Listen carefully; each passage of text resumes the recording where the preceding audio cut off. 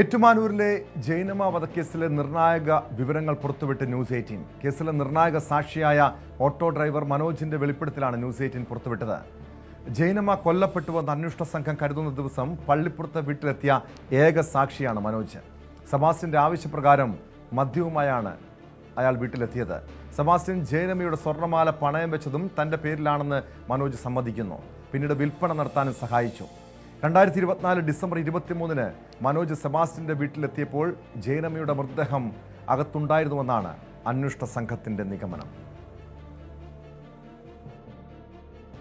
ഇവിടുത്തെ പ്രോപ്പർട്ടി ആയിട്ട് ബന്ധപ്പെട്ട് സെബാസ്റ്റ്യൻ വാങ്ങിയ പ്രോപ്പർട്ടിയാണോ പറഞ്ഞിട്ടുണ്ട്?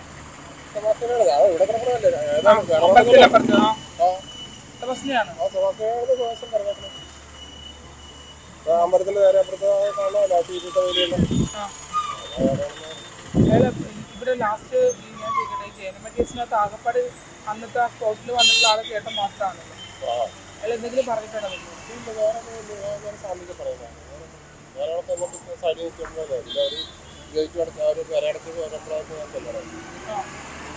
ഡേറ്റ് ഒക്കെ പറഞ്ഞു കൊടുത്തിട്ടുണ്ട്. ഏത് ഡേറ്റ്? ഡിസംബറിൽ തന്നെയാണോ?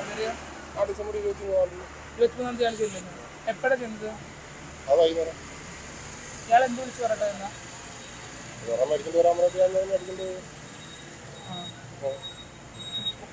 നിങ്ങൾ എന്നിട്ട് വീട്ടിൽ കയറ്റിയോ? നിങ്ങളെ എന്ത് പറഞ്ഞു വിട്ട്?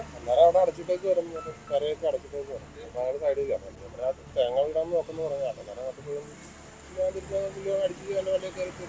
വണ്ടി കയറി പോന്നു.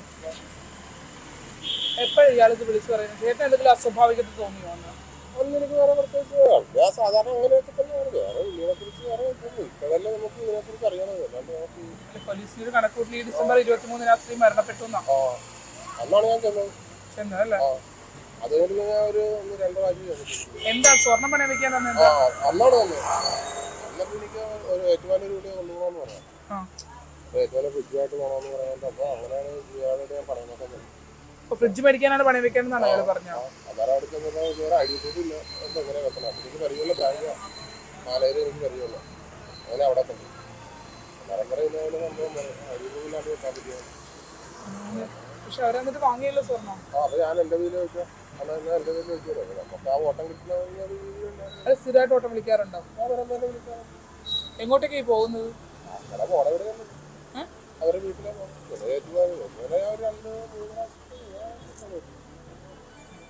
ഇത്രയും വലിയ സംഭവമാണെന്ന് കരുതിയോ? ഈ പ്രായമുള്ളൊരു മനുഷ്യനല്ലേ ഇങ്ങനെയൊക്കെ ആകുന്നുള്ള പ്രതീക്ഷ നമുക്കില്ല. ഇത് കഴിഞ്ഞിട്ടല്ലേ ഇത്രയും പ്രശ്നങ്ങൾ. ഇയാൾ ജൈനമയെ കൊണ്ടുവരുന്നത് എന്തായാലും നിങ്ങളൊക്കെ കണ്ടിട്ടുണ്ടാവുമല്ലോ. കാരണം ജൈനമ ഇവിടെ വരുന്ന ഇയാളുടെ കേസുമായിട്ടൊക്കെ ബന്ധപ്പെട്ടൊക്കെ ഒരുപാട് പ്രാവശ്യം വന്നിട്ടുള്ളതാണ്. എനിക്ക് അവർ അറിയാവുന്നത് അറിയാം. നമ്മൾ ആ ഒരു വേറെ കണ്ടാൽ നമ്മൾ ചോദിക്കും. എന്റെ വണ്ടികളൊന്നും ഇവിടെ സ്ഥിരമായിട്ട് വരുന്ന സ്ഥലമാണെന്ന് പറയുന്നുണ്ട്. സ്ഥിരമായിട്ട് വല്ല ഇവിടെ മൊത്തം അവിടെ ടയറുകട വരെ പുള്ളിയുടെ കേന്ദ്രം പ്രൈവറ്റ് ബസ്സൊക്കെ നേരത്തെ ഉണ്ടായിരുന്നൊക്കെ പറഞ്ഞിട്ടുണ്ട്. ഈ സ്വർണം കൊണ്ട് തന്നിട്ട് ഇയാൾ എന്ത് പറഞ്ഞു? ഇവിടെ വന്നോ സെബാസ്റ്റ്യൻ? അന്ന് തന്നെ അപ്പൊ തന്നെ വീടും പൂട്ടി ഇറങ്ങുമായിരുന്നു. ഞാൻ ചെന്നപ്പോ സാധനം മേടിക്കേണ്ട കല്യാണമാണ്. അല്ലെങ്കിൽ മേടിക്കേണ്ടി വരാൻ ഞാൻ മേടിക്കേണ്ടി വരുന്നത് വീടിനകത്തുനിന്നാണ് ഓടിച്ചത്? അല്ല, പുറത്തിന് വീട് പൂട്ടിയിട്ടേക്കാണ്. പിന്നെ റെഡിയായി നിൽക്കുകയാണ്. പാലിക്കട്ടൊക്കെ പോരായിട്ട് റെഡിയായി. സന്ധ്യക്കാ ചെല്ലുന്ന? 4 മണി കഴിഞ്ഞപ്പോ. ഇയാൾ എവിടെയെങ്കിലും സംശയം തോന്നിയിട്ടുണ്ടോ ഇയാളുടെ കാര്യങ്ങള്? ഒരു പ്രായമുള്ളൊരു മനുഷ്യൻ കാല് കൊണ്ട് പഠിച്ചത് ഞാനാ പിടിച്ച് ചെക്കനൊക്കെ കയറ്റുന്നത്. അത്ര ആരോഗ്യമില്ലാത്ത ആളെ പോലെ ഇതിന്റെ ഈ ഉള്ളഭാവില് പുഴുങ്ങി പുഴുവെടുത്തിരിക്കണ ഇതാ ഈച്ചപ്പുഴുവില് അതൊക്കെ എടുത്ത് അവനെ തുറന്നിരിക്കണ അതുപോലത്തെ മനുഷ്യൻ. അപ്പൊ നമ്മൾ പ്രായമുള്ള ഒരാളല്ലേ നമ്മൾ 10 വയസ്സ് നമ്മൾ വിളിച്ച് കയറ്റിയിട്ട് വിടുന്നതല്ലേ. കൊലപാതക വിവരം താൻ അറിഞ്ഞിരുന്നില്ലെന്നും അന്ന് വൈകിട്ട് 4 മണി മുതൽ രാത്രി വൈകി ഏറ്റുമാനൂരിലെ വീട്ടിലേക്ക് പണയം വെച്ച പണം ഉപയോഗിച്ച് വാങ്ങിയ ഫ്രിഡ്ജുമായി സെബാസ്റ്റ്യൻ എത്തും വരെയും താൻ കൂടെ തന്നെ ഉണ്ടായിരുന്നുവെന്നും മനോജ് സ്ഥിരീകരിക്കുന്നുണ്ട്. വിവരങ്ങളുമായി ആലപ്പുഴയിൽ നിന്ന് ശരണ്യ സ്നേഹജൻ ചേരുന്നു. ശരണ്യ, ഈ കേസിലെ ജൈനമ തിരോധാന കേസിലെ കൊലപാതക കേസിലെ ഏക സാക്ഷിയാണ് ഓട്ടോ ഡ്രൈവറായ മനോജ്. അതായത് 2024 ഡിസംബർ 23-ന് മനോജ് സെബാസ്റ്റ്യന്റെ വീട്ടിലെത്തിയപ്പോൾ ജൈനമയുടെ മൃതദേഹം അകത്തുണ്ടായിരുന്നുവെന്ന് അന്വേഷണ സംഘം സംശയിക്കുന്നുണ്ട്. പക്ഷേ മനോജ് പറയുന്നു തനിക്ക് ഇതേക്കുറിച്ചൊന്നും അറിവുണ്ടായിരുന്ന ഒരു ഞെട്ടലോടെയാണ് ഈ സംഭവങ്ങളൊക്കെ താൻ അറിയുന്നത് മനസ്സിലാക്കുന്നതെന്നാണ്. അത് പൂർണ്ണമായും ഈ മനോജിൻ്റെ വാക്കുകൾ പൂർണ്ണമായും വിശ്വസിക്കാമോ? മാത്രമല്ല, നമ്മൾ ഈ ന്യൂസ് 18 മനോജിൻ്റെ വെളിപ്പെടുത്തൽ പുറത്തുവിട്ടതിൻ്റെ പശ്ചാത്തലത്തിൽ അതിൻ്റെ അടിസ്ഥാനത്തിൽ പോലീസ് ഇയാളെ ചോദ്യം ചെയ്യാൻ വിളിപ്പിച്ചിട്ടുണ്ടോ? ഏതെങ്കിലും ഘട്ടത്തിൽ പോലീസിന് ഈ മനോജിനെ സംശയമുണ്ടായിരുന്നോ?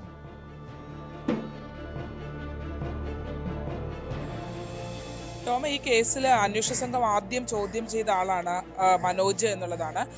കാരണം ഈ ജൈനമ തിരോധാന കേസുമായി ബന്ധപ്പെട്ട് സെബാസ്റ്റ്യൻ ചേർത്തലയിലെ ഒരു സ്വകാര്യ പണമിടപാട് സ്ഥാപനത്തിൽ സ്വർണം പണയം വെച്ചിട്ടുള്ള വിവരം അന്വേഷണ സംഘത്തിൽ ലഭിച്ചിരുന്നു. അതായത് ജൈനമ്മയുടെ സ്വർണം സെബാസ്റ്റ്യൻ അപഹരിച്ചു എന്നുള്ള വിവരം അന്വേഷണ സംഘത്തിൽ ലഭ്യമാവുകയും അതേ തുടർന്ന് സെബാസ്റ്റ്യന്റെ ചോദ്യം ചെയ്യലിൽ നിന്ന് വിശദാംശങ്ങളിൽ നിന്നും ഈ സ്വർണം ഇവിടെ ഉണ്ട്, ചേർത്തലയിലെ സ്വകാര്യ പണമിടപാട് സ്ഥാപനത്തിൽ പരിശോധന നടത്തി. അങ്ങനെ ആ ഘട്ടത്തിലാണ് ഈ ജൈനമ്മയുടെ സംശയിക്കുന്ന സ്വർണം കുന്നത്ത് ഫിനാൻസ് എന്ന സ്ഥാപനത്തിൽ പണയം വെച്ചിട്ടുണ്ട് എന്നുള്ള വിവരം ലഭ്യമാകുന്നത്. അങ്ങനെ അന്വേഷണ സംഘം അന്വേഷിച്ചപ്പോഴാണ് അത് മനോജ് എന്ന ആളുടെ പേരിലാണ് ആ സ്വർണം വെച്ചിട്ടുണ്ടെന്ന് കണ്ടെത്തുന്നത്. മനോജ് ആദ്യഘട്ടം മുതൽ തന്നെ അന്വേഷണ സംഘത്തിന്റെ കസ്റ്റഡിയിൽ ഉണ്ടായിരുന്ന ആളാണ്. മനോജിൽ നിന്ന് വിശദാംശങ്ങൾ ഇവർ തേടുകയും ചെയ്തു. ഇപ്പോൾ ഈ കേസിലെ ഏറ്റവും നിർണായകമായ സാക്ഷികളിൽ ഒരാളാണ് മനോജ് എന്നുള്ളതാണ്. കാരണം ഈ സെബാസ്റ്റ്യൻ ജൈനമയെ കൊലപ്പെടുത്തിയെന്ന് അന്വേഷണ സംഘം കരുതുന്ന 2024 ഡിസംബർ 23 സെബാസ്റ്റ്യന്റെ പള്ളിപ്പുറത്തെ വീട്ടിൽ എത്തിയ വ്യക്തി മനോജാണ് എന്നുള്ളതാണ്. അതായത് ആ വീട്ടിൽ ആകെ ഒരാളെ ചെന്നിട്ടുള്ളൂ, അത് മനോജ് മാത്രമാണ്. 3 മണിക്ക് മുമ്പ്, അതായത് മനോജ് ആ വീട്ടിലെത്തുന്നത് 4 മണിയോടടുപ്പിച്ചാണ്. 3 മണിക്ക് മുൻപ് ജൈനമയെ കൊലപ്പെടുത്തിയിട്ടുണ്ടാകും സെബാസ്റ്റ്യൻ എന്നുള്ളൊരു അനുമാനത്തിലാണ് അന്വേഷണ സംഘം പോകുന്നത്. മനോജ് ആ വീട്ടിലെത്തിയപ്പോൾ ആ വീടിനകത്ത് ഈ ജൈനമ്മയുടെ മൃതദേഹം ആ വീടിനകത്ത് ഉണ്ടായിരിക്കും എന്നുള്ള കണക്കുകൂട്ടലിലാണ്. മൃതദേഹം കണ്ടിട്ടുണ്ടോ അല്ലെങ്കിൽ കൊലപാതകം അറിഞ്ഞിട്ടുണ്ടോ എന്നുള്ള ഒക്കെ അന്വേഷണ സംഘം ചോദ്യം ചെയ്യൽ അക്കാര്യങ്ങളൊക്കെ മനോജിൽ നിന്ന് ചോദിച്ച് മനസ്സിലാക്കിയിരുന്നു. പക്ഷേ മനോജ് നിലവിലത്തെ സാഹചര്യത്തിൽ മനോജിന് അത് സംബന്ധിച്ച് യാതൊരു വിവരവും ഇല്ല എന്നുള്ളതാണ് അറിയാൻ കഴിഞ്ഞത്. പക്ഷേ സെബാസ്റ്റ്യൻ അത്ര ഒരു നല്ല കക്ഷിയല്ല എന്നുള്ളത് മനോജിന് വ്യക്തമായി അറിയാം. കാരണം പള്ളിപ്പുറത്ത് നിന്നല്ല, ചേർത്തലയിലെ ആർക്കും അറിയാം ബിന്ദു പത്മനാഭൻ തിരോധാന കേസുമായി ബന്ധപ്പെട്ട് ആരോപണ വിധേയനായ ആളാണ് സെബാസ്റ്റ്യൻ. ബിന്ദു എന്ന സ്ത്രീയുടെ വ്യാജ പവർ ഓഫ് അറ്റോർണി ഉൾപ്പെടെയുള്ള രേഖകൾ കൈക്കലാക്കി അതിന്റെ പണം മുഴുവൻ ഇയാളുടെ കയ്യിലേക്ക് മാറ്റുകയും ചെയ്തിട്ടുള്ള സ്വത്തുക്കൾ തട്ടിയെടുത്ത ഒരാളാണ്. ആ കേസിൽ അറസ്റ്റ് ചെയ്യപ്പെട്ട ആളാണ്. അതുകൊണ്ട് തന്നെ സെബാസ്റ്റ്യൻ അത്ര കണ്ട ഒരു നല്ല മനുഷ്യനാണ് എന്നുള്ള കണക്കുകൂട്ടൽ മനോജ് താൻ അങ്ങനെയൊന്നും കരുതിയില്ല എന്ന് പറയുമ്പോൾ നമുക്കത് വിശ്വസിക്കാൻ കഴിയില്ല. പക്ഷേ അതേസമയം സെബാസ്റ്റ്യൻ ഇവരെല്ലാവരുമായി നല്ല ബന്ധം പുലർത്തിയിരുന്നു എന്നുള്ളതാണ്. പക്ഷേ അയാളുടെ ഓരോ കേസിലും രഹസ്യ സ്വഭാവം സൂക്ഷിക്കുന്നുണ്ട്. നമുക്കറിയാം, അന്വേഷണ സംഘങ്ങൾ എത്ര തിരഞ്ഞിട്ടും കണ്ടെത്താത്ത കാര്യങ്ങൾ ഇപ്പോഴും ബിന്ദു പത്മനാഭൻ തിരോധാനവും ആയിഷ തിരോധാനവും ഒക്കെയായി ഇടകലർന്ന് കിടക്കുന്നു എന്നുള്ളതാണ്. അതുകൊണ്ട് തന്നെ സെബാസ്റ്റ്യൻ ഒരുപക്ഷെ ജൈനമ്മയെ കൊലപ്പെടുത്തി എന്നുള്ള വിവരം മനോജിനോട് പങ്കുവച്ചിട്ടുണ്ടാവില്ല. പക്ഷേ ആ സ്വർണം പണയം വെക്കുന്നതിന് വേണ്ടി മനോജിനെ അയാൾ കൂട്ടുപിടിച്ചു എന്നുള്ളതാണ്. അതായത് സ്വർണം പണയം വെക്കാനായിട്ട് സെബാസ്റ്റ്യൻ ഉച്ചയോടുകൂടി മനോജിനെ ഫോണിൽ വിളിക്കുന്നു. മനോജ് ചേർത്തല ടൗണിൽ ഇരുമ്പുപാലത്തിന് സമീപം ഓട്ടോറിക്ഷ ഓടുന്ന ആളാണ്. സെബാസ്റ്റ്യൻ വിളിച്ചിട്ട് ഒരു കുപ്പി മദ്യവുമായി വരാനാണ് നിർദ്ദേശം നൽകുന്നത്. അങ്ങനെ സെബാസ്റ്റ്യൻ പള്ളിപ്പുറത്തെ വീട്ടിലേക്ക് താൻ പോയി എന്നുള്ളതാണ് മനോജ് നമ്മളോട് സ്ഥിരീകരിക്കുന്നത്. തന്നെയാണ് അയാൾ അന്വേഷണ സംഘത്തോടും ഒക്കെ പറഞ്ഞിട്ടുള്ളതെന്നാണ് ഞാൻ കരുതുന്നത്. കാരണം അയാൾ അങ്ങനെയാണ് നമ്മളോട് സ്ഥിരീകരിച്ചിരിക്കുന്നത്. അവിടെ എത്തിയതിനു ശേഷം സെബാസ്റ്റ്യൻ വീട് പൂട്ടി, പള്ളിപ്പുറത്തെ മൃതദേഹാവശിഷ്ടങ്ങൾ കണ്ടെത്തിയ കോമ്പൗണ്ടിൽ ഉണ്ടായിരുന്ന വീട്ടിലാണ് സെബാസ്റ്റ്യൻ ഉണ്ടായിരുന്നത്. ആ വീട് പൂട്ടിയിട്ട് സെബാസ്റ്റ്യൻ വീടിന്റെ പുറത്ത് നിൽക്കുകയായിരുന്നു എന്നുള്ളതാണ് മനോജ് വ്യക്തമാക്കുന്നത്. ഒരുപക്ഷെ അകത്ത് ഈ പറഞ്ഞ പോലെ ജൈനമ്മയുടെ മൃതദേഹം ഉള്ളത് കൊണ്ടായിരിക്കാം, അല്ലെങ്കിൽ അല്ലാത്ത പക്ഷമൊക്കെ തങ്ങൾ അവിടെ ചെല്ലുമ്പോൾ വീടിനകത്ത് പ്രവേശിക്കാറുണ്ട് എന്ന് മനോജ് നമ്മളോട് പറഞ്ഞു. അപ്പോൾ വീട് പൂട്ടിയിട്ട് ഇയാൾ അവിടെ നിൽക്കുകയായിരുന്നു എന്നാണ് വ്യക്തമാക്കിയത്. പാൻറ്റും ഷർട്ടും ധരിച്ച് വീട് പൂട്ടി പുറത്താണ് സെബാസ്റ്റ്യൻ നിന്നിരുന്നത് എന്നുള്ളതാണ്. കൊണ്ടുചെന്ന മദ്യം മനോജ് പറയുന്നത്, ഞാൻ അവിടെ ഒരു 10 മിനിറ്റോളം ചെലവഴിച്ചിട്ടുള്ളൂ. ആ 4 മണിക്ക് അവിടെ എത്തുമ്പോൾ സമയത്ത് തന്നെ ആ വരാന്തയിൽ തെക്ക് ഭാഗത്തായുള്ള വരാന്തയിൽ ഇരുന്നു കൊണ്ട് അയാൾ ആ ഒരൊറ്റ കുപ്പി മദ്യവും ആ ഒരു 10 മിനിറ്റിനുള്ളിൽ കുടിച്ചു തീർത്തു എന്നുള്ളതാണ് മനോജ് സ്ഥിരീകരിക്കുന്നത്. അതിനുശേഷം ഒരു പണയം വെക്കൽ പരിപാടി ഉണ്ട് എന്ന് ഇയാളോട് പറയുന്നു. അവിടുന്ന് ഇവർ രണ്ടുപേരും കൂടി പോവുകയാണ് എന്നുള്ളതാണ് മനോജ് വ്യക്തമാക്കിയുള്ളത്. അതായത് നിർണായകമായി ഈ സംഭവം നടന്നപ്പോൾ സെബാസ്റ്റ്യന്റെ പള്ളിപ്പുറത്തെ വീട്ടിലെത്തിയ ഏക വ്യക്തി മനോജാണ് എന്നുള്ളതാണ്. ഈ കേസിലെ നിർണായക സാക്ഷിയുമാണ് മനോജ്. അവിടുന്ന് ഈ സ്വർണം കൊണ്ടുപോകുന്നു. സ്വർണം പണയം വെക്കാനായി അപ്പോൾ മനോജ് മറ്റൊരു കാര്യം കൂടി പറഞ്ഞു. അതായത് കേസിലെ നിർണായക സാക്ഷിയാണ്. ഈ മനോജിന് ഏതെങ്കിലും ഘട്ടത്തിൽ ഈ സെബാസ്റ്റ്യനെ സംശയം ഉണ്ടായിരുന്നു? ഏതെങ്കിലും രീതിയിൽ സംശയം തോന്നിയില്ല? കാരണം അത്ര അസ്വാഭാവികമായ രീതിയിൽ സെബാസ്റ്റ്യൻ പെരുമാറുന്നു. ഇയാളുടെ മുൻ പശ്ചാത്തലം മനോജ് ഉൾപ്പെടെയുള്ള നാട്ടുകാർക്ക് മുഴുവൻ അറിയാവുന്നതാണ്. ഇങ്ങനെ ഏതെങ്കിലും രീതിയിലുള്ള ഒരു അസ്വാഭാവികമായ പെരുമാറ്റം ആ സമയത്ത് സെബാസ്റ്റ്യൻ്റെ ഭാഗത്തുനിന്നുണ്ടായിരുന്നോ? അങ്ങനെ ഒരു സംശയം മനോജിന് തോന്നിയിരുന്നു. മാത്രമല്ല, ശരണി സൂചിപ്പിച്ചു, ഈ തിരോധാന കേസുമായി ബന്ധപ്പെട്ട ആദ്യം പോലീസ് ചോദ്യം ചെയ്ത വിളിപ്പിച്ച വ്യക്തിയാണ് മനോജെന്ന് നമ്മളോട് ന്യൂസ് 8നോട് ഇപ്പോൾ തുറന്നു പറഞ്ഞ കാര്യങ്ങൾ മനോജ് അന്ന് പോലീസിനോട് തുറന്നു പറഞ്ഞിരുന്നു.